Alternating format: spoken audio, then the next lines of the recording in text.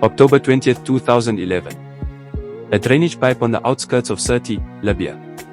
Inside it, a man in golden regalia, covered in blood, begs his captors, "Don't kill me. Don't kill me." Moments later, he is dead. His body dragged through the streets, then displayed in a shopping center freezer for 4 days. This was the end of Muammar Gaddafi. But to understand how he got here, we have to go back to the beginning. To a tent in the desert. To a young man with a dream and a gun. VO. In 1969, Libya was a forgotten kingdom. King Idris, old and detached, ruled a nation of sand and poverty, despite sitting on top of the largest oil reserves in Africa. The people had nothing. The West had everything. And watching this inequality was a 27-year-old Bedouin-born army officer named Muammar Gaddafi.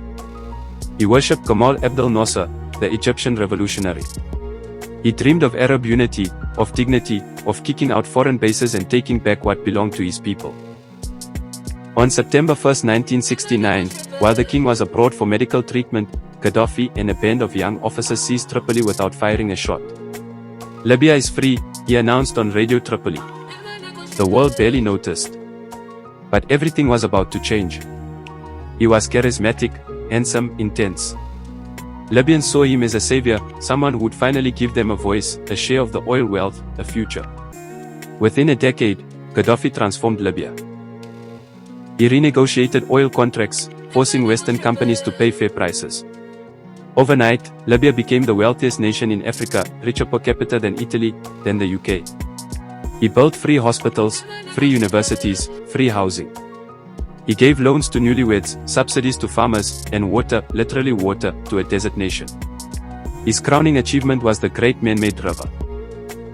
A $30 billion network of pipes and aquifers, drawing ancient water from beneath the Sahara to the coastal cities. Gaddafi called it the eighth wonder of, and for once, he wasn't exaggerating. It was the largest irrigation project in human history. Built entirely with Libyan money. No foreign debt. No IMF. No strings attached. He genuinely believed he was building a utopia. His green book, part philosophy, part manifesto, was supposed to replace democracy with direct rule by the people. In theory, it sounded revolutionary. In practice, it meant one man's vision imposed on everyone. Women gained rights unprecedented in the Arab world. They could drive, attend university, work alongside men.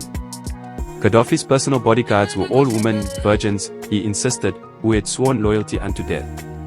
It was strange. It was theatrical. But it was also a message: in Gaddafi's Libya, even the old rules could be rewritten. But the West wasn't cheering. Gaddafi funded revolutionaries across the globe, the IRA in Ireland, the PLO in Palestine, liberation movements in Africa. To the developing world, he was a hero.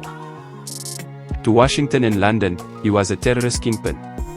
In 1986, President Reagan called him the mad dog of the Middle East and ordered airstrikes on his compound. Gaddafi survived. His adopted daughter, reportedly, did not. Then came Lockerbie. In 1988, Pan Am Flight 103 exploded over Scotland, killing 270 people. Libyan agents were blamed. Sanities followed.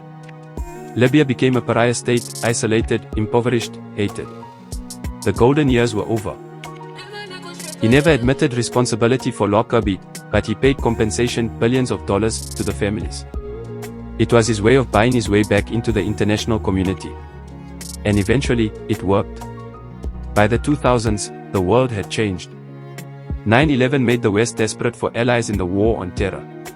Gaddafi, eager to escape isolation, made a deal. He abandoned his weapons of mass destruction, paid Lockerbie compensation, and opened Libya to Western oil companies. In return, Tony Blair shook his hand in the desert, and in 2009, Gaddafi addressed the United Nations for the first time. He spoke for 96 minutes. He tore up the UN Charter. He called the Security Council the Terrorism Council. He demanded a probe into the assassination of JFK. The translator collapsed from exhaustion. The diplomats laughed. But Gaddafi didn't care. He was back on the world stage. And he believed he had won. In 2011, the Arab Spring reached Libya. Inspired by uprisings in Egypt and Tunisia, Libyans took to the streets.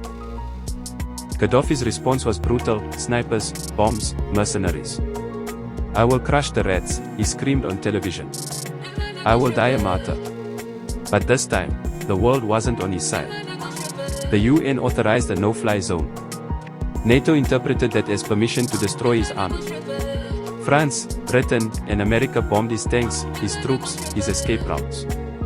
On October 20th, he tried to flee Sirte, his hometown. NATO airstrikes hit his convoy. He escaped on foot, hiding in a drainage pipe. Rebel fighters found him. The footage is grainy, chaotic, horrific. He is alive. He is bleeding. He is begging. And then, he is dead. There are 2 autopsies. 2 stories. The official line was crossfire. But the videos show him being beaten, abused, then killed. It was an execution. No trial. No justice. Just revenge. His body was taken to Misrata, displayed in a commercial freezer for 4 days. Libyans lined up to see the corpse of the man who had ruled them for 42 years. Then he was buried at dawn in a secret desert grave. No marker. No ceremony. No grave for mourners to visit. 12 years later, Libya has no peace. It has 2 governments, countless militias, and an open slave market where migrants are sold for a few $100s. Gaddafi is gone. But the question Libyans ask in private, over tea in darkened cafes, has never faded: was he a monster, or the only man who could hold this country together? The answer depends on who you ask. But one thing is certain. The lion of the desert died in a drainage pipe. And Libya died with him.